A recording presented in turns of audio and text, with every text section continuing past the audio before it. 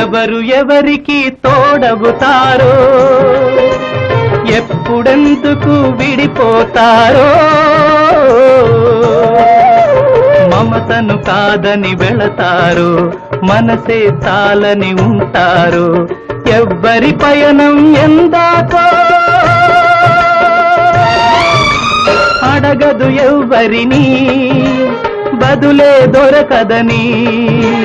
అడగదు ఎవ్వరిని బదులే దొరకదని ఓ బాటసారి ఇది జీవిత రహదారి ఎంత దూరమో ఏది అంతమో ఎవరు ఎరుగని దారి ఇది ఒకరికి సొంతం కాదు ఇది ఓ బాటసారి ఇది జీవిత